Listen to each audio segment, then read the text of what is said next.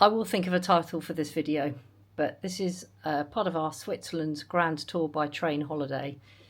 And this is a little film video of Lamenting Lugano. There you are, that's what I'm going to call it.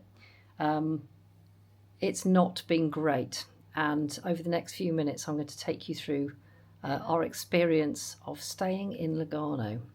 So it all started when we left St Moritz yesterday, and we went on the beautiful, gorgeous Bernina Express train, and that was absolutely stunning. We went through a couple of hours of stunning scenery, lovely alpine scenery, mountains, lakes, beautiful little villages. We even stopped at a very high point, I think something like 2,000 meters up, and got off the train and stretched our legs. We had chocolates on the train. They gave us a carton of tea, which wasn't very nice, but it was lovely to touch.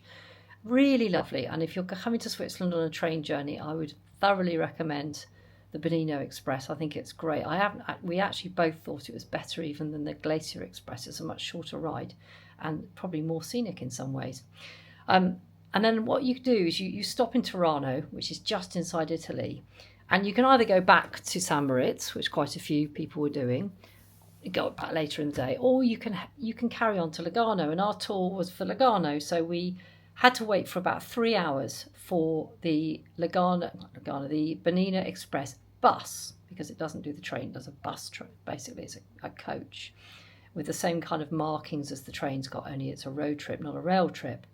So what was good, we deposited our luggage in the station at Tirano, which was great, cost 8 francs per person. So that was really good. And then we went off and had some lunch in a very nice cafe. And despite it being Sunday, there were quite a few places open.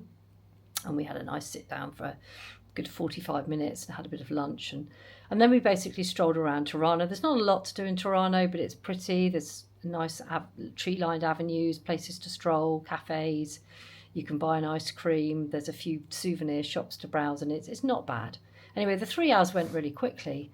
And then we got on the coach, and that's when it all started to go a bit wrong, because the coach was fine in the sense that it took just under 3 hours to get there. But the driver of the coach, he just did all the announcements in Italian. As far as I'm aware, there were no Italian people on the coach. It was Americans, British, Japanese, Germans, French, and he kept giving us information in Italian. So nobody knew what the hell was going on. Nobody could hear or understand what he was saying. It's a tourist bus, for goodness sake. Come on, Bernina Express. If you are taking tourists on a trip past some lovely scenery, for goodness sake, be multilingual. It's not difficult. You could plug your phone in, but then you need the internet, and that's going to cost you money. So that was poor. The coach trip itself, the coach was very crowded. There was no toilet on board the coach, so we did have a toilet stop after an hour. We weren't helped by the fact that it was raining, so the weather was quite poor. And the other problem with the coach was the windows were really heavily tinted. So when you were looking out of the window, you couldn't really see very clearly as you went past places like Lake Como, for example. You couldn't really see it very well. So it wasn't a particularly pleasant experience. We then turned up in the station at just before 5:30. We got in about 10 minutes early, and we were due to have a taxi. The company had booked a taxi. Well, no, it didn't happen. There was no taxi for us. Nobody turned up to collect us, and that's happened more than once on this trip, so that's not great. And we asked a local taxi driver where the hotel was, and he pointed, and I saw the hotel from the station. So mercifully, our hotel was very, very close to the station, so that was good. So we kind of lugged our cases downhill, and then we checked in to the Hotel Federale, which is a 3-star hotel. Having looked on TripAdvisor, it's had some rave reviews, some really positive reviews. People talked about its friendliness, its charm, the wonderful food. And I can honestly say no to all of those. We had the opposite experience. We've had a fabulous trip in Switzerland. We stayed in an amazing hotel in Interlaken, upgraded to a balcony room. We had a very nice room in Montreux on the 10th floor looking over the lake. That was lovely. That had a balcony as well. We had the most outstanding hotel in Zermatt with a beautiful balcony overlooking the Matterhorn. Everything about that hotel was just amazing. That was really lovely. And then our fourth hotel in St. Moritz, we were upgraded to a suite, which was absolutely fantastic, the Crystal Hotel. This one was like stepping back in time to the 1970s. I tell you, it was awful. And we were given our room. We went up to room 212. And I'm just going to point out a couple of little things now, which make me realise that we're not having a particularly good experience. I'm just going to open the window. If I can open the window, that would be really good. But I don't. Aha, here we go. And I'm going to turn the camera around. And you can hear the lovely sound effects as well. Somewhere on here. There it is. A lovely cigarette butt. The view from our window, if you crane your head out, you can see a mountain. But generally speaking, it's a car park and the road. No balcony. Very small room. Very, very plain. Little bit of storage. Very ancient TV. It was clean, I'll give it that. It's a nice clean room. The bathroom's not bad. I haven't got the light on at the moment. Let's pop the light on. The bathroom's nice and clean, I'll give it that. But look in here, look, the shower. That looks like something out of a public toilet. And I think it's probably run out because I tried using it this morning. There wasn't much in here. It's just basic. That's how I would describe it. It has got air conditioning.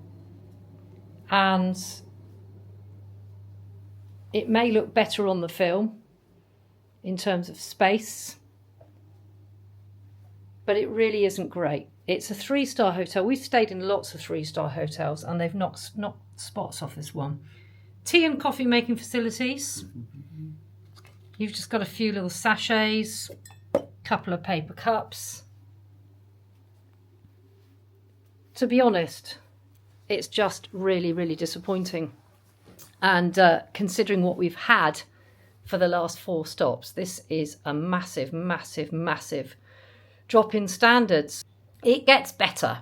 The story gets better. The plot thickens because we booked for this particular hotel. We had 2 nights half board, which meant we got the breakfast in the morning and we got an evening meal, which initially we thought, brilliant, great, that's nice. We don't have to find anywhere because the hotel was up high. It was just below the station. We didn't realise what a steep place Lugano was actually.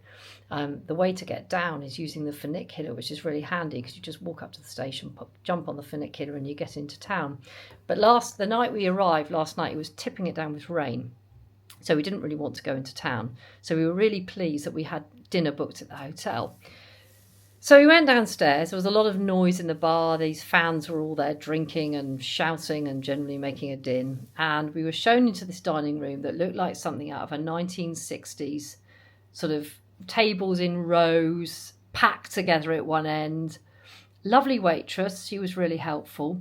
And we were given the set menu. Basically, because we've got a package, we weren't allowed to order off the a la carte because we'd have to pay for that. So we'd already paid for a set menu with 2 choices. I haven't got a copy of the set menu, but I can remember what we had to eat because it was awful.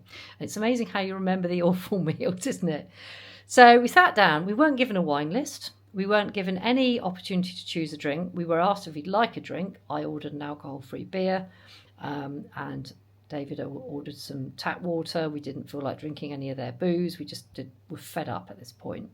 So we sat down and we both had a chicken salad as a starter.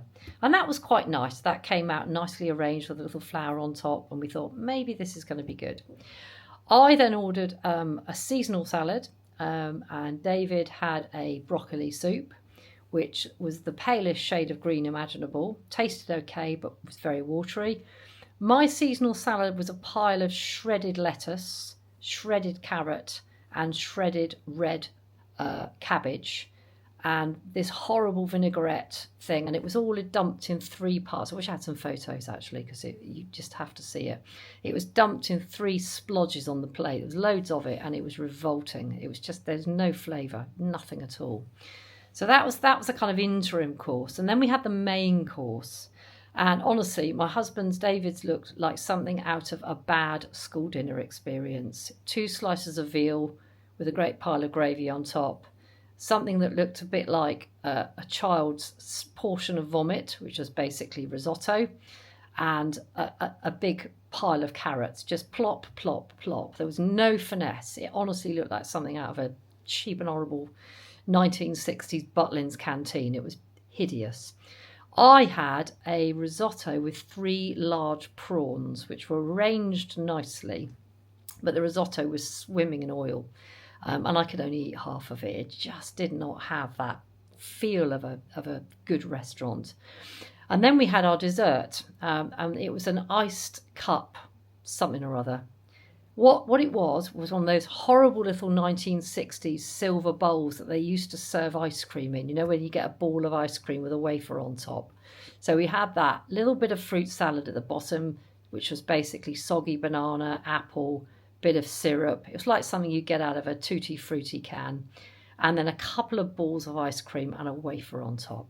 And it was just dire. It really was. The menu itself is 49 francs for that 4-course meal, and we were surrounded. Everybody in the restaurant was German. I don't think it wants to hit the British market at all. Why we ended up there, I have no idea. And then to add insult to injury, out comes the chef, makes an appearance. Thomas, the chef, with his hat on and his whites, comes round all the tables and wants to know how we love his food, and there's all this eulogizing going on from the German guests, and then he comes to us and I say good evening, and English, yes, how did you find the meal? And I'm afraid I just said what I needed to say, and I said, well, the first course was good, because it was. The salad was boring, the main course was okay, and the dessert was quite nice. But I said, you know what, it was okay, but it wasn't brilliant. We did have, on the plus side, we had quite a nice breakfast this morning. Wasn't much in the way of hot options. You could have an omelette, a scrambled egg and bacon and tomato. And I made a massive faux pas with the egg. I picked an egg up thinking it was already boiled. Got to the table, took the top off it, and all this raw egg ran out of my cup. Basically, you have to cook the eggs yourself, but there wasn't a particularly noticeable notice in English saying you have to boil the egg first. So that was quite amusing. We did have a laugh about that, but it was the usual continental options. So yeah, it's been an entertaining few hours actually. But I just wanted to share with you our experiences of the Hotel Federale in Lugano.